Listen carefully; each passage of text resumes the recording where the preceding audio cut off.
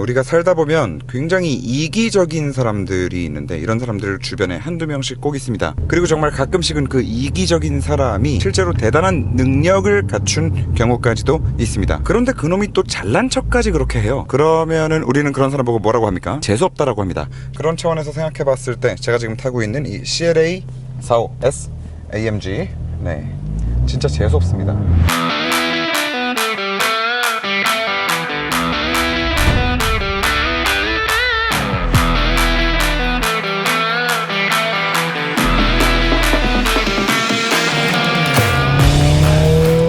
자, 여러분 안녕하십니까, 모토라인입니다.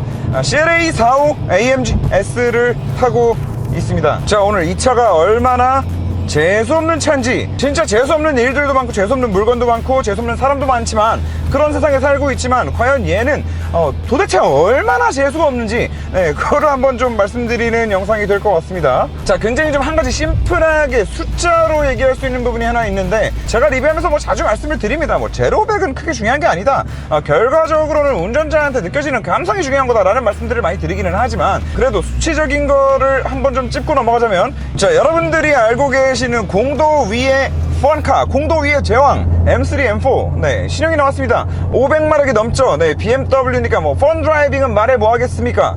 자, 그 녀석이 제로백 3.9초 3.9초에 1억 3천만원. 네, 그런데 지금 이 차가 얼마나 재수가 없냐면,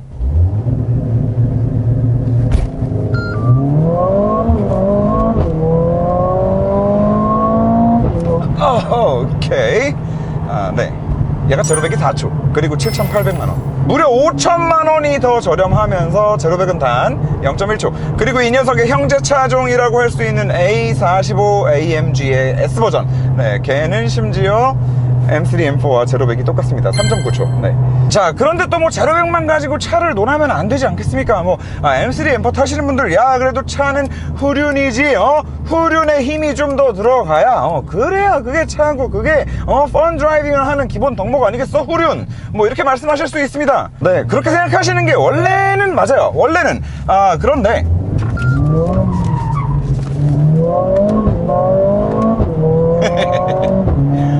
그렇습니다. 네, 얘는 전륜 기반 4륜 차량입니다. 하지만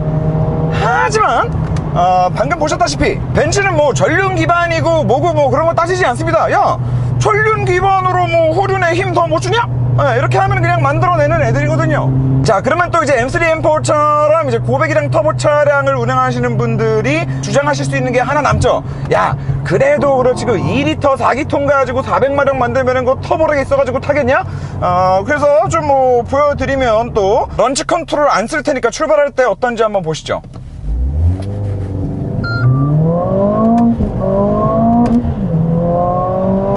네, 터보렉이 있어 보이십니까? 자, 이렇게 2000rpm 밖에 안 되는 낮은 rpm에서 악셀을 밟았을 때, 네, 부스트 뜨는 거 한번 보십시오. 네, 터보렉? 그게 뭔데? 터보렉이 뭐야?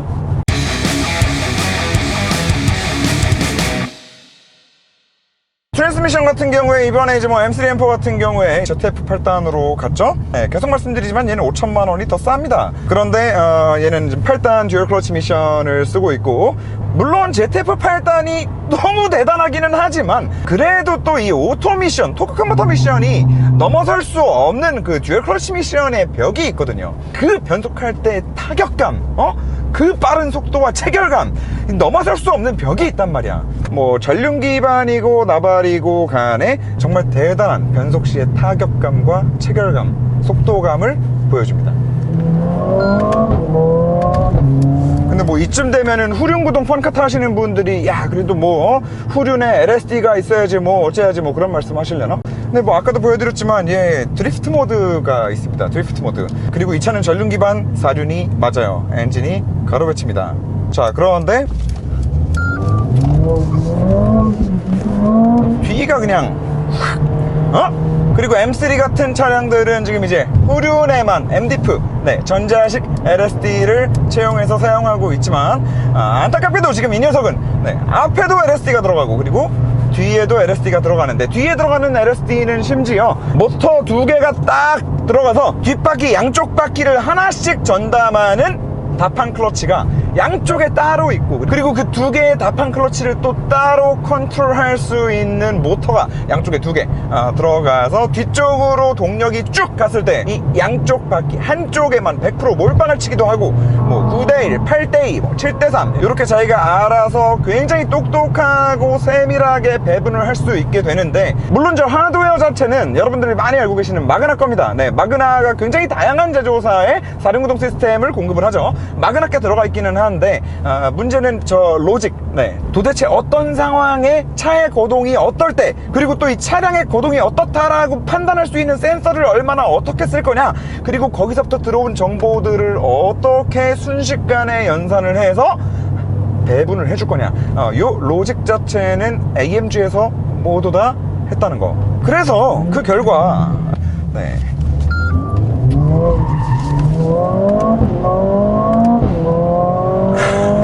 그리고 참고로 제가 올해 초에 리뷰했던 신형 A45AMG 리뷰에서 앞에도 LSD 있다라고 말씀드렸더니 댓글에 누가 그러셨었거든요.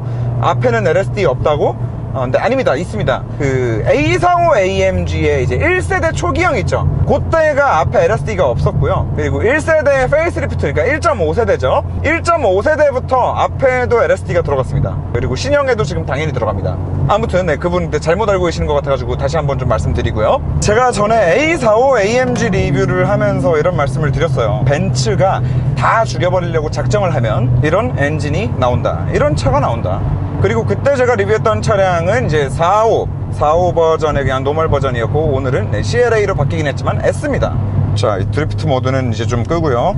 자, 뭐 워낙에 400마력, 500마력, 600마력이라는 이 숫자들이 익숙해진 세상에 살고 있다 보니까 뭐 AMG인데 400마력? 뭐 그게 뭐 얼마나 대단한 거야? 라고 생각하실 수 있는 분들도 분명히 있을 것 같아요. 그런데 이게 지금 2리터잖아요 2000cc. 리터당 200마력의 이상을 출력을 뽑아낸다 라는 차는 지금 현존하는 모든 자동차를 통틀어서 그냥 유일무이하다라고 생각하시면 됩니다. 그 정도로 리터당 200마력을 뽑아낸다라는 거는 상상할 수 없을 정도로 어려운 일이에요. M3가 지금 3000cc 가지고 500마력을 만들어 놨죠. 그런데 지금 여기 들어가 있는 M139 엔진, 네, 요 공식을 그대로 고차에다가 대입하면 M3가 리터당 뭐 한 210마력? 그러면은 3리터니까 한 630마력 630마력 만든 거예요. 그 엔진 가지고 630마력 만들었는데 그 엔진이 터보렉도 없고 RPM도 막 7000까지 쓰는 거야. 네, 그 정도로 대단한 일이라고 생각하시면 됩니다. 벨로스타인 같은 경우가 지금 280마력을 내죠. 280마력 내면서도 우리는 이야 2000cc 가지고 280마력을, 물론 그건 현대가 만들었기 때문에 더 놀랍고 더 대단한 거긴 하지만, 꼭 현대를 예로 들지 않는다 하더라도 뭐 BMW 같은 경우도 지금 4기통 2000cc 가지고 가장 많이 뽑은 거는 300마력이에요 그런데 그 300마력짜리 차도 그지같이 만들어놨단 말이야. 터보렉이 너무 심해가지고 저 RPM에서 도저히 편하게 운전을 할 수 없을 정도야. 그리고 RPM 조금 올라가서 고 RPM 쓰려고 그러면 막 조르고, 일단 RPM도 많이 못 쓰고. 그런데 제가 아까도 이 느낌을 말씀을 드렸지만 얘는 지금 뭐 4기통이고 2000cc고 리터당 몇 마력이고 이걸 다 떠나서 지금 터보렉 자체가 운전하면서 거슬리는 게 거의 없는 수준으로 적어요. 그리고 이렇게 말도 안 되는 리터당 출력을 뽑아내 놓고 RPM을 7200까지 쓰는데, 이 RPM을 7200까지 쓰는 이 느낌이 완전 예술이라는 거지. 자, RPM 쓰는 거 한번 보세요.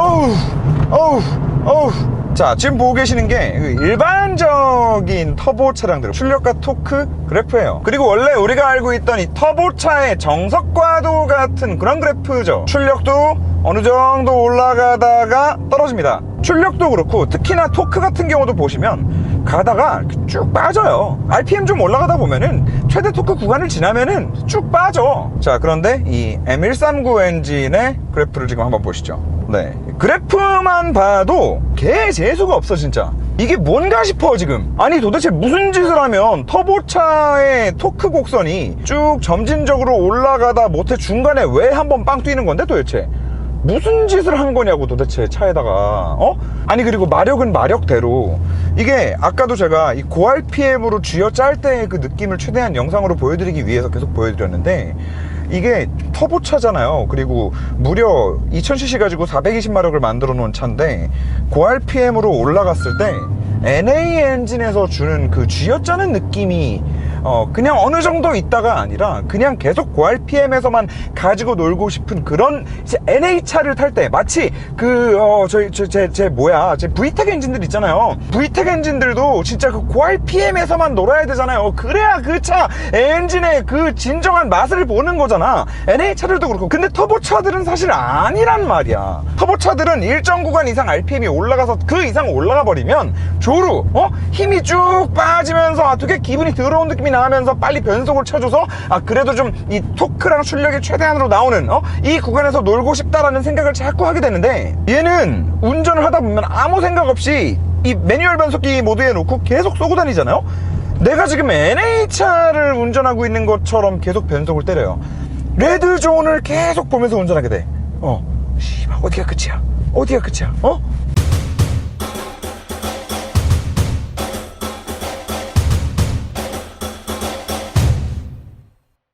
벤츠가 이번에 이 M139 엔진을 만들고 이제 발표하고 하면서 자랑한 많은 것들이 있는데, 뭐 우리는 이제 GDI만 쏘다가 고RPM으로 올라가면 MPI도 쏩니다. 근데 뭐 이게 대단한 거야? 이거 뭐 알파는 안 하고 뭐 누구는 안 해? 다 듀얼 인젝션 다 쓰잖아요 요즘에. 가로배치 엔진의 방향을 180도 뒤집었습니다. 네, 그러다 보니까 아무래도 이 흡기 공기를 조금 더 빨리 끌어다 씁니다. 뭐 이런 얘기도 하고, 뭐 터빈을 뭐 볼 베어링으로 바꿨습니다. 그래서 뭐 몇 RPM이나 쓰는데 라고 해서 보니까 우리가 일반적으로 알고 있는 이제 터보들이 저기 10만 RPM 돌거든요. 17만 RPM을 돌더라고. 아무튼 뭐 터보에 17만 RPM짜리 터빈. 오케이. 뭐 거기다가 냉각을 뭐 어떻게 했습니다. 뭐를 어떻게 했습니다. 뭐 많은 말들을 해요. 피스턴이 단조입니다. 커넥팅 로드도 단조입니다. 뭐 크랭크 샤프트도 단조입니다. 다 단조로 만들어. 그래, 뭐 그것까지도 다 오케이. 근데 뭐 화가 와닿지 않아. 화가 나지 않는데, 이거는 이제 제가 생각을 한번 해봤어요. 이게 도대체 무슨 일인가? 이게 지금 이 엔진을 지금 갑자기 이렇게 2000cc 엔진을 400마력으로 만들어서 이런 퍼포먼스가 나오는 이 엔진을 갑자기 시장에 이렇게 막 6, 7천만 원에 막 판다 이러면은, 이거는 진짜로 장난치는 게 아니라 BMW랑 아우디는 나가 돼지라는 거거든요. 그냥 나가 죽어 이 새끼야 이거거든 그냥.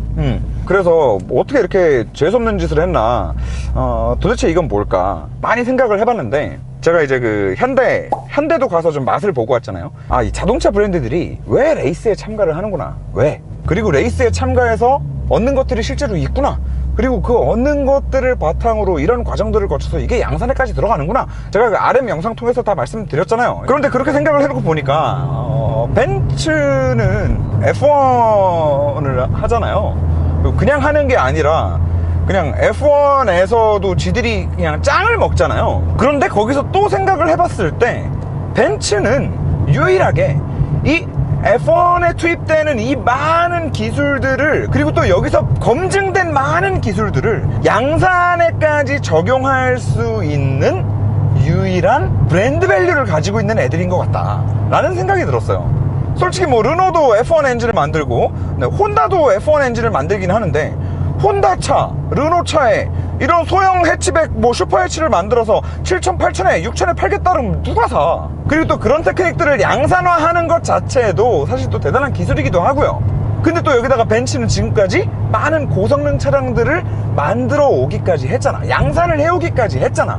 그러니까 가장 큰 시너지를 냈던 게 아닌가 생각해보세요. F1 엔진이 4기통 1600cc 뭐 모터 빼고 생각했을 때 엔진만 가지고 뭐 한 700마력 800마력 낸단 말이야. 1600cc 4기통으로. 그런데 이제 F1 엔진 같은 경우에는 한 가지 특이점이 있죠. RPM을 뭐 15000 RPM 16000 RPM 이렇게 쓰니까, 그럼 그거를 그대로 양산해서 뭐 내보냈을 때 어떻게 되겠어요? 엔진이 오래 못가. 2000, 3000km마다 엔진 갈아 끼세요 그러면은 이거 누가 타겠어? 시장성이 있어? 이게 상품성이 있겠어? 안 되는 거야. 그런데 벤츠에서 이랬을 수 있는 거지. 야, 레드존을 반으로 줄여. 레드존을 반으로 줄이면 출력도 반, 그럼 내구성도 확보되지 않겠어? 이렇게 생각한 게 아닌가. 그리고 해보니까 그러네, 되네. 야, 레드존을 반으로 줄이면 되잖아. 14,000rpm 쓰던 거 7,000rpm. 결국에는 거기서 가지고 있는 진짜 이 4기통 고출력 엔진에 대한 엄청난 데이터베이스가 저는 분명히 여기까지도 들어와 있다고 생각이 들어요. 그리고 전륜 기반 차량을 가지고 저렇게 뒤를 날릴 정도로 이런 말도 안 되는 구동 배분을 만들어서 네 바퀴를 컨트롤한다? 아까도 말씀드렸지만 하드웨어 자체는 저 뒤에 들어가 있는 거 그렇게 대단할 게 없어요. 사실은 그냥 BMW에도 납품하는 그 마그나에서 만든 그냥 그거란 말이야. 저 BM도 써. 결국에 남아있는 건 로직이다. 제가 봤을 때는 그 로직 자체도 솔직히 어디서 왔겠나 싶어요. 네, F1에서 오지 않았을까. 우리가 뭐 벨로스타인이나 아반타인만 타더라도 이 전륜에 들어가 있는 LSD 때문에 코너에서 이 감기는 느낌이 되게 좋다, 진짜 차가 잘 감긴다 라고 얘기를 하잖아요. 얘는 그냥 잘 감긴다라는 것만으로도 표현하기가 사실 좀, 이건 뭐라고 어떻게 표현을 해야 될지 모르겠는데, 뭐 도로에다가 레일을 받고 달리는 것 같다? 뭐 이 표현도 사실 좀 진부하잖아. 어? 그 정도로 설명할 수 있는 건 아닌 거. 진짜 코너에서 작정하고 계속 몰아붙여 보면 느낌이 나요. 앞바퀴는 앞바퀴대로 상황에 따라서 노면에 접지가 되어 있는 타이어에 지금 정확하게 힘을 주고 있고, 그리고 나아가서 앞바퀴만으로 부족할 때 그냥 땡기기만 하면 뭐해. 코너에서 안쪽으로 땡기기만 하면 뭐해. 앞으로 나가야 될 거 아니야. 그렇게 앞으로 나가야 되는 상황에는 또 그 상황대로, 뒷바퀴는 뒷바퀴대로 또 양쪽 토크를 따로따로, 때로는 한쪽 바퀴에 100%까지 다 몰아가면서 출력을 뒤에서도 지금 계속 밀고 있구나 라는 느낌이 계속해서 납니다. 차를 이렇게 만들면, 근데 뭐 솔직히 뭐 기업들이 무한으로 경쟁해야 되는 시장 경제 속에서 뭐 반칙이라고 할 수는 없는 거지만, 그래서 아까 말씀드렸다시피 이거는 뭐 재수가 없다라는 말 밖에는 설명이 안 되는 거죠. 승차감도 참 대단한 부분들이 많은데요. 다른 부분들이 이제 워낙에 막강하다 보니까 크게 비중 있게 다룰 부분은 아니지만, A45 때는 이 컴포트 모드에서의 승차감을 크게 비중 있게 말씀드리진 않았었는데, 컴포트 모드로 다니게 되면 승차감도 어지간합니다. 일단 확실한 거는 벨로스터 N보다는 편안하고요. 그냥 컴포트 모드에서의 승차감은 아반떼 N의 컴포트 모드와 그냥 비슷한 수준? 아니다. 조금은 더 하다한 것 같아요. 조금은 더. 그런데 이제 한 가지 다른 점은, 얘는 이제 이 액티브 서스펜션의 감쇄력을 최대한으로 올린다라고 했을 때에도 아반떼 N처럼 그렇게 굉장히 좀 급격한, 굉장히 그 폭이 큰 감쇄력의 변화를 보여주지는 않습니다. 기본적으로 아반떼 N의 컴포트보다 조금 더 하드하고, 그리고 여기서 뭐 이제 감쇄력을 가장 많이 올린다 하더라도 그냥 뭐 아반떼 N의 감쇄력 가장 높은 모드보다는 또 좀 낮은, 그러니까 그 사이 어딘가에서 이렇게 노는 것 같아요. 사실 뭐 이 차 이제 깊게 파고들다 보면은 너무나 말씀드릴 것들이 많아요. 그 냉각계통을 진짜 어마어마한 많이 신경을 썼는데, 이제 소시적에 튜닝 좀 해보신 분들은 다들 아실 거예요. 차 막 튜닝해가지고 출력 높여놨어. 그럼 뭐해. 저 RPM에서 차가 앞으로 가질 않아. 일단 터보렉 때문에. 그리고 또 튜닝을 해놨어. 근데 막 쏘고 다녀. 열 관리가 안 돼요. 열 관리 안 돼가지고 차 맨날 오버히트하고 뭐 엔진 뻗고. 근데 지금 얘 같은 경우에는 양산차를 가지고 2000cc 4기통을 지금 420마력을 뽑아낸 거고, 덕분에 이 엄청난 열들을 관리해야만 하는 그런 이제 숙제가 있었을 텐데, 워터펌프가 개별적으로 작동하는 워터펌프가 전자식 워터펌프 포함해가지고 총 3개가 들어가고, 얘네가 회전시키는 물의 양이 분당 280리터라고 합니다. 소방차냐? 엔진 안에서 물이 맥스로 돌 때 분당 280리터를 돈다는 얘기죠. 그리고 그도 모자라서 추가적인 냉각이 필요하다라고 할 때는 차에 들어가 있는 이 캐빈룸 안에 지금 요거 켜져 있는 거 에어컨 있죠? 요 에어컨을 또 끌어다 쓴다고 하네요. 자, 아무튼 뭐 미친 차임에는 틀림이 없습니다. 그리고 BMW와 아우디가 진짜 오징어처럼 보이고 불쌍해지기 시작하는데 그런 시점이 아닌가 싶은데, BMW 같은 경우에는 진짜 지금 4기통 가지고 뭐 내세울 수 있을 만한 엔진이 없습니다. 아우디도 마찬가지입니다. 자, 그런데 벤츠 같은 경우에 지금 이제 신형 C클래스의 63 모델 이 4기통 엔진을 또 쓴다고 하죠. 제가 구형 A45 AMG 리뷰를 하면서 이런 말씀을 드렸어요. 신형 지금 이 M139 엔진 420마력짜리 엔진이 너무너무 기대가 된다 라고 말씀을 드렸고, 지금 이렇게 타봤을 때 진짜 그 기대했던, 상상했던 그 이상을 지금 보여주고 있는데, 이번에는 이 엔진을 가지고 또 이 퍼포먼스, 모터 걸고 전기 터빈 걸고 또 뭐 난리를 치겠죠, 도라이들이. 그렇게 해서 이제 63도 4기통으로 만들겠다라고 하는데, 그럼 이거 가지고 못해도 500마력 이상은 뽑겠다는 얘기잖아요. 또 이번에 이제 또 그 엔진이 기대가 되기 시작을 하네요. 그리고 이 고RPM에서 변속될 때 이 사운드도 짱인 것 같아요, 진짜.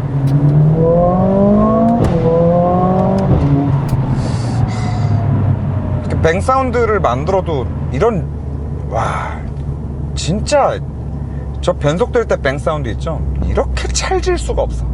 쫙! 쫙! 아무튼 뭐 그래서 BM이랑 아우디가 심히 불쌍하다, 심히 안타깝다, 뭐 그런 거고. 그리고 C63에 들어가는 요 M139 엔진에 이제 또 하이브리드까지 결합된 그 버전이 이번엔 이제 기대를 안 하려고요. 뭐 저 같은 게 이렇게 뭐 기대를 하고 말고 할 그게 아닌 것 같습니다. 모든 걸 다 내려놓고 이제 나오면 감사합니다 하고 이제 느껴봐야겠죠. 그리고 저번에도 말씀드렸지만 벤츠가 진짜 이제 내연기관 끝물이어가지고 다 쏟아붓고 있는 것 같은 뭐 그런 느낌도 들고요. 만약에 지금 이 상황에서 BMW와 아우디가 4기통 엔진에 대한 뭔가 좀 특별한 자기네들만의 또 뭔가 그런 대단한 기술을 가지고 저배기량 터보 엔진을 만들어내지 못한다라고 하면, 지금 보여주고 있는 거 이상의 뭔가가 없다라고 하면, 완전 전기차 시대가 오기 전까지, 그게 뭐 앞으로 향후 5년이 됐든 10년이 됐든 벤츠가 그냥 시장을 독식을 해버리겠다라는 생각 또한 듭니다. 자, 그리고 많은 분들이 이제 좀 궁금해 하실 수 있을 만한 게, 제가 저번에 시승했던 A45는 이제 S버전이 아니었죠. 380마력짜리 이 M139 엔진이긴 한데 380마력짜리였고, 그리고 오늘 CLA 같은 경우에는 이제 S버전으로 타보고 있습니다. 두 차량 사이의 가격 차이가 약 한 1000만원 정도 납니다. 자, 그런데 이 CLA45S랑 그 A45랑 두 대를 놓고 고민 중이신 분들도 분명히 있으실 것 같아요. 저는 A45를 삽니다. A45를 산다라는 데는 이제 뭐 여러 가지 이유가 있는데요. 이제 뭐 필요에 따라서 골라 들으시기 바랍니다. 일단 첫 번째, S버전으로 와서 더 얻을 수 있는 거는 40마력을 더 얻을 수 있고, 토크도 5 정도를 더 얻을 수 있고요. 그리고 드리프트 모드도 얻을 수 있습니다. 하지만 제가 전에도 보여드렸듯이 A45도 굳이 S버전이 아니더라도 노멀 A45 같은 경우에도 드리프트 모드는 없더라도 스포츠 핸들링 모드 정도에서 출력이 훅 하고 들어갔을 때 뒤가 살짝 흐를 정도로, 그 정도로 뒷바퀴에 많은 출력을 보내줍니다. 그리고 그 느낌도 충분히 괜찮았고 나쁘지 않았어요. 너무너무 재미있었고, 사실 380마력이나 420마력이나 어차피 여기까지 올라와서는 그 출력의 차이를 크게 체감하는 거는 힘들다고 생각을 합니다. 그런 상황에 결정적으로 이 CLA45의 뒷자리, 그렇다고 해서 뒷자리가 뭐 큰 메리트가 있냐, 일단 의자가 개 더럽게 불편합니다, 진짜. 어떻게 엉덩이 닿는 저기를 어떻게 저딴 식으로 만들었는지. 저번에 GLB35 때도 그러더니만은 또 뒷자리 일단 엉덩이 시트가 돌았는데 헤드룸이 저 짧잖아요. 제가 앉아도 머리가 닿아요. 그리고 좀 극단적인 얘기는 하지만 우리 뚱매를 한번 태워봤는데, 뚱매는 거의 이렇게 천장에 볼이 닿던데, 이렇게 볼이 닿 있던데. 그래서 이런 뒷자리는 사실 이제 사람 태울 용도는 이게 전혀 아닌 거고, 어차피 짐칸 용도로만 뒷자리를 쓸 거다 라고 했을 때는 저는 고성능 핫 해치를 좋아하기 때문에, 그래서 A45를 선택하고 1000만원을 아끼겠다 라는 판단이 최종적으로 드네요. 아무튼 그래서 오늘 리뷰의 핵심은 재수가 없다. 타보겠습니다.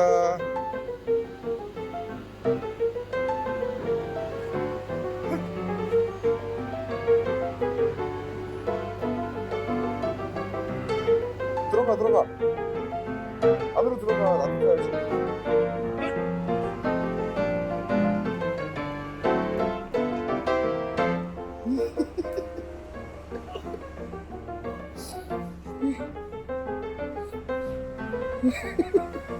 뒤로 넣어봐, 머리. 아이, 이제 못 넣어. 머리 뒤로 넣어보라고. 진짜.